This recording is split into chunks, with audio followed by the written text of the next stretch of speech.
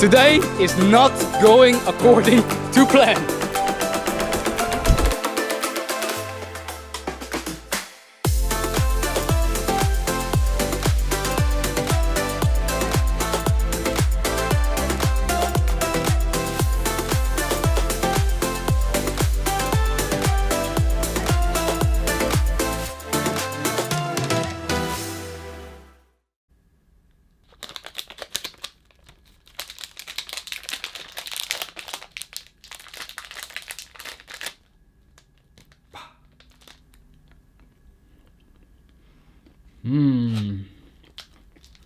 Very good. But yeah, let's put this away for a while. Good morning, midday, evening, wherever you are. This is Fate Watcher, and today I am talking about getting lucky in Pokemon Go. Well, actually yesterday I had planned a whole trip to actually head deeper inside of our city called Rotterdam, meet up with my nephew,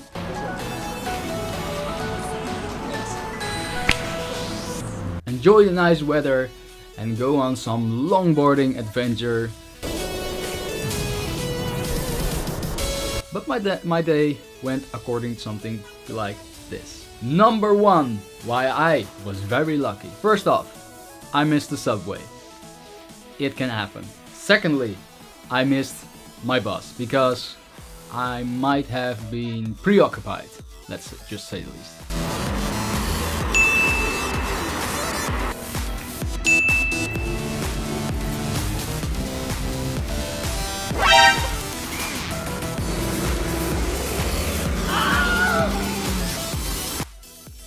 Third, after meeting with my nephew, I decided to film ourselves on the longboards, you know, riding that stuff. But at that moment I discovered that I forgot my SD card.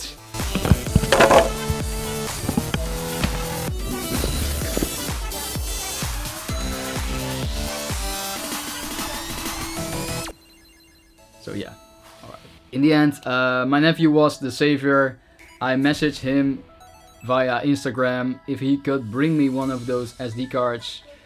Too bad it was like really small, like something like 8 gig, so I can actually just film for like maybe 15 or 30 minutes. But alright, manageable. Number 4, why I was very lucky yesterday.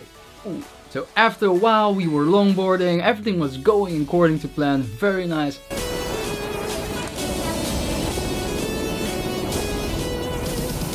We found this very long road just outside of the city, more of the edge of the city, I suppose. And yeah, I was like, alright, we're here, let's just fly the drone. And then number 4 happened, guys. Unbelievable. My drone remote wasn't charged. But against all odds, I decided to throw the drone in the air and fly relatively low because of safety rules, of course.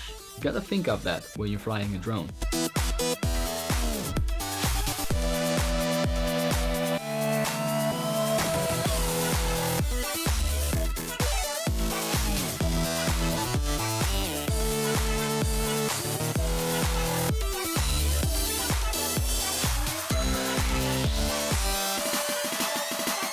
So we flew the drone, did some longboarding, found a sort of bridge with all of gravity below. We took some pictures because, as some of you might know, I really like to take pictures. So we spent some time there, took over some Pokémon gyms, of course. But after that, my time was already up. So decided to take one last gym, and this is number 5.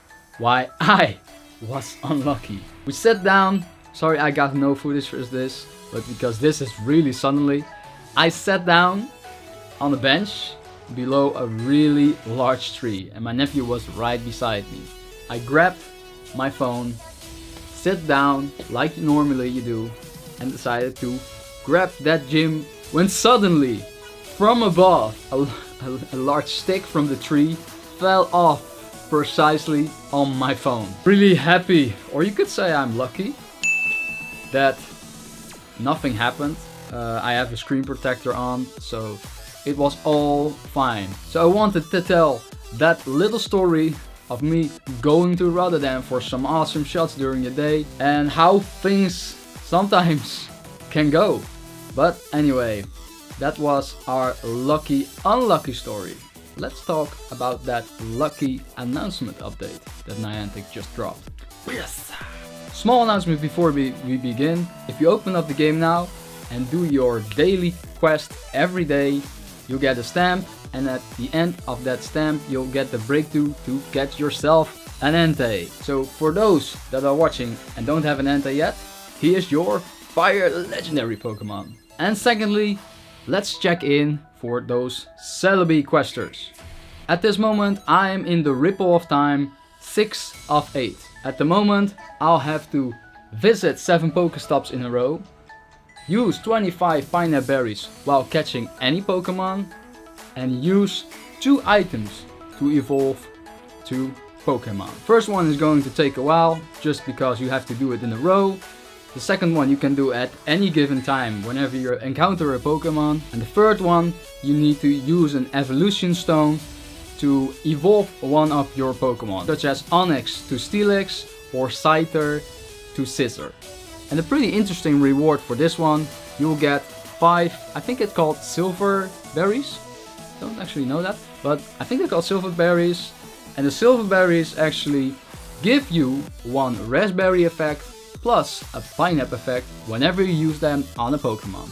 So use them to catch legendaries and you'll get an increased chance to actually catch it and more candies like any Pineapple berry would.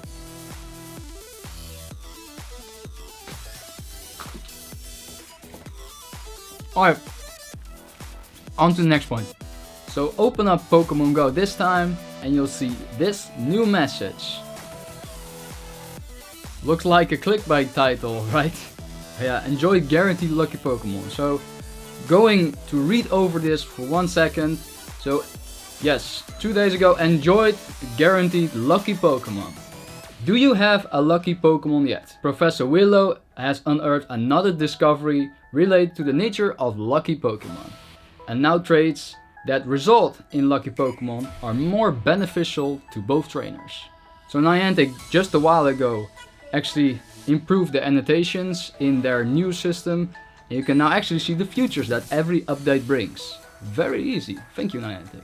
So the futures for this little small update are that lucky Pokemon from trades are now stronger. So Pokemon that become lucky while trading will be stronger in IVs and perhaps sometimes even increase in level. So this is the main reason why we're here. It is if you discover fewer than 10 lucky Pokemon, a Pokemon that spent time in the Pokemon storage since July or August 2016 is guaranteed to become lucky when traded. Best of luck trainers, stay safe and happy exploring. So what does that mean? Well, first off, I congratulate any trainer that still have Pokemon from 2016 and haven't traded them yet for trying to get that lucky, because yes, I might have traded all of them, you know, like all of them. Anyway, for those lucky trainers that haven't been trading yet for luckies for whatever reason you have, now is the time to gather those Pokemon from 2016 and trade them with one of your buddies, or maybe even legacy movesets or regional Pokemon, because those Pokemon still provide a good trading opportunity.